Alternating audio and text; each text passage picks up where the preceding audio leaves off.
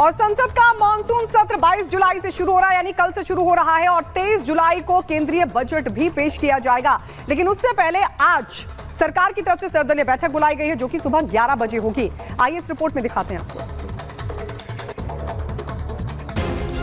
22 जुलाई से संसद के मानसून सत्र की शुरुआत हो रही है, जिसे लेकर आज सर्वदलीय बैठक बुलाई गई है। मानसून सत्र 22 जुलाई से शुरू होगा और 12 अगस्त तक चलेगा। वित्त मंत्री निर्मला सीतारमण 23 जुलाई को केंद्रीय बजट पेश करेंगी। आम चुनाव के नतीजों के बाद 24 जून से 2 जुलाई तक आयोजित 18वीं लोकसभा के पहले सत्र में नए सदस्यों के शपथ लेने के बाद यह संसद का पहला पूर्ण सत्र होगा। 18वीं लोकसभा के गठन के बाद संसद का पहला सत्र हंगामेदार रहा, जिसमें विपक्ष और सरकार के बीच नीट यूजी परीक्षा विवाद समेत कई मुद्दों पर टकराव हुआ। इस बजट से देश के आम नागरिकों को बहुत उम्मीदें हैं। माना जा रहा है कि बजट में बीजेपी के नेतृत्व वाली एनडीए सरकार कई सौगातें दे सकती है। संसद के मानसून सत्र के दौरान सरकार कुल 6 नए बिल लाने जा रही है। केंद्र सरकार मानसून सत्र में आपदा प्रबंधन कानून में संशोधन के लिए एक विधेयक सहित कुल 6 नए विधेयक पेश करेगी। Bureau report, Republic Bharat. और अब बात हरियाणा की सियासत की। हरियाणा में विधानसभा की चुनाव होने हैं, लेकिन उससे पहले जो कांग्रेस के नेता हैं उन पर बड़ा एक्शन लिया जा रहा है। आपको बता दें, ईडी ने कांग्रेस के 2 बड़े नेताओं की यहां रेड की है। क्या कुछ मिला है इस रिपोर्ट में आपको दिखाते हैं। हरियाणा में विधानसभा चुनाव से पहले ईडी पूरे एक्शन में दिखाई दे रही है। ईडी के निशाने पर हरियाणा कांग्रेस के नेता दिखाई दे रहे हैं। पार्टी के एक विधायक को ईडी ने गिरफ्तार कर लिया। एक पर एक्शन के बाद जांच चल रही है। अवैध खनन के मामले में ईडी ने इनेलो नेता दिलबाग सिंह और सोनीपत विधायक सुरेंद्र पवार से जुड़ा था। इस मामले में ईडी के सामने सुरेंद्र पवार पेश हुए थे, जिसके बाद ईडी ने उन्हें हिरासत में ले लिया। ईडी को उनके खिलाफ मनी लॉन्ड्रिंग के सबूत जनवरी में हुई रेड में मिले थे। सुरेंद्र पवार के जवाब से जब ईडी संतुष्ट नहीं हुई तो उनको गिरफ्तार किया गया। वहीं कोर्ट ने सुरेंद्र पवार को 9 दिनों की रिमांड पर भेज दिया है। कांग्रेस के एक और विधायक रावा दान सिंह की भी मुश्किलें बढ़ती दिखाई दे रही हैं। 17 जुलाई को ईडी ने उनके और उनसे जुड़ी संस्थानों के ठिकानों पर छापेमारी की थी। यह मामला 1392 करोड़ के बैंक कर्ज में धोखाधड़ी से जुड़ा हुआ है। Bureau report, Republic Bharat. नमस्कार, आप देख रहे हैं रिपब्लिक भारत और मैं हूं आपके साथ गायत्री शर्मा। शुरुआत करेंगे आज की सबसे बड़ी खबरों के साथ। वो 7 बड़ी खबरें कौन सी हैं जिन पर रिपब्लिक भारत की दिन भर नजर रहने वाली है। 7 बड़ी खबरों में सबसे पहली बड़ी खबर आपको बता दें। पहली बड़ी खबर है कि अब तक 33 लोग गिरफ्तार हुए हैं।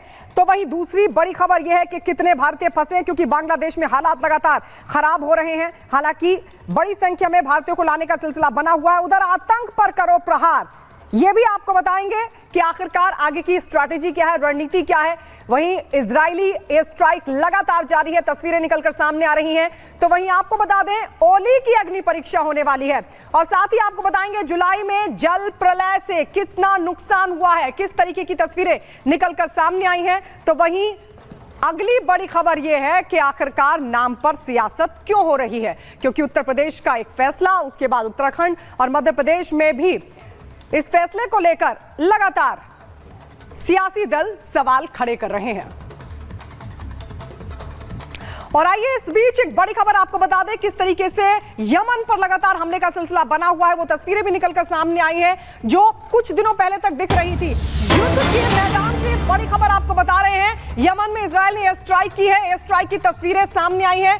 बड़ी खबर इस वक्त की, यमन में इजराइल लगातार हूती के ठिकानों पर धमाके कर रहा है। आईडीएफ के हमलों के बाद तेज धमाके की तस्वीरें भी सामने आई हैं। यमन में हूती के जहां जहां भी ठिकाने वहां पर एयर स्ट्राइक हुई है। 3 लोगों की मौत की खबर आ रही है और 80 से ज्यादा लोग जख्मी बताए जा रहे हैं। यमन पर आईडीएफ ने यह बड़ा हमला किया है। जानकारी यह मिल रही है कि 3 लोगों की मौत हो गई है और कई लोग इस पूरे हमले में जख्मी हुए। एयर स्ट्राइक की है इजराइल ने, यमन में हूती के ठिकानों पर जोरदार हमला किया है। F-35 लड़ाकू विमानों से यमन पर हमला किया गया है। 3 लोगों की मौत, 80 से ज्यादा लोग जख्मी हुए हैं। एयर स्ट्राइक में यमन को पहुंचा है भारी नुकसान। तो इजराइल का बड़ा हमला यमन पर हूती ठिकानों पर यह स्ट्राइक की है आईडीएफ ने।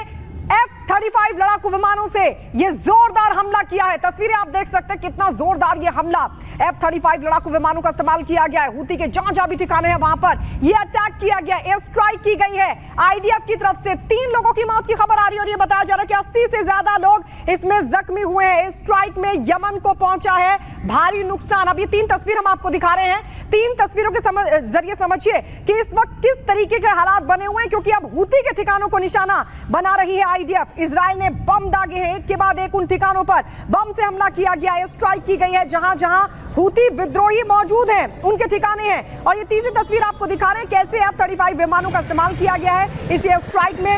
यमन पर हमला हुआ है। नेतन्याहू ने इस हमले को बाकायदा अपनी आंखों से मॉनिटर किया। जब यह हमला किया जा रहा था आईडीएफ की तरफ से, नेतन्याहू वॉर रूम में मौजूद थे। नेतन्याहू वॉर रूम में बैठकर इस पूरे हमले को मॉनिटर कर रहे थे, इस पूरी स्ट्राइक को देख रहे थे नेतन्याहू। तस्वीर हम आपको दिखा रहे हैं। इजरायली प्रधानमंत्री नेतन्याहू अपनी पूरी टीम के साथ वॉर रूम में मौजूद हैं। और आपको बता दें इस बीच ये नेतन्याहू की तस्वीरें भी आप देख रहे हैं जो वॉर रूम में मौजूद थे, क्योंकि नेतन्याहू पूरी स्ट्राइक को मॉनिटर कर रहे थे और किस तरीके से वो अपनी टीम के साथ एक एक जानकारी ले रहे हैं, क्योंकि एक बड़ा हमला हुआ है यमन पर और बड़ा नुकसान हूती विद्रोहियों के ठिकानों पर इस हमले के बाद यमन को पहुंचा है।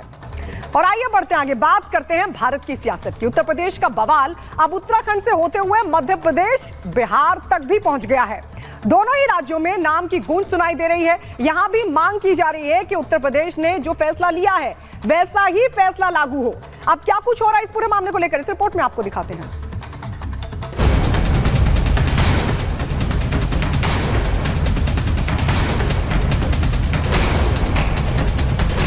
यूपी में दुकान के नाम पर मचा घमासान धर्म युद्ध में बदल गया, जिसमें कूदे राजनेताओं से लेकर अभिनेताओं तक ने शब्दबाण का प्रहार शुरू कर दिया।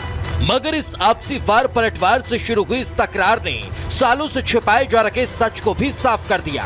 तभी तो सवाल उठा कि आखिर नाम की चोरी के पीछे किसकी मजबूरी थी, चाहे ये व्यापारिक मजबूरी रखी हो या धर्म के लिए जरूरी।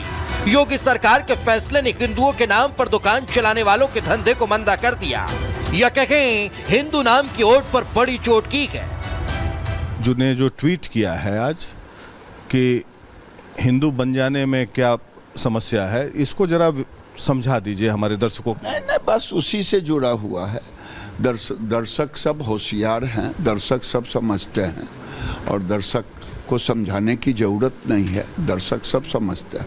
कानून किसने बनाया था? ये कानून तो अखिलेश यादव की सरकार ने बनाया ना, मायावती की सरकार ने बनाया ना। और इसमें कौन सा गैर संवैधानिक काम है?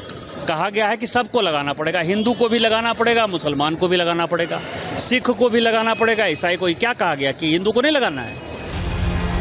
दुकानों पर नाम और पहचान वाले फैसले के बाद सुलगी सियासी आग से उठा धुआं माया नगरी तक जा पहुंचा और एक्टर सोनू सूद ने भी सोशल मीडिया प्लेटफॉर्म एक्स पर पोस्ट कर लिखा, हर दुकान पर केवल एक नेम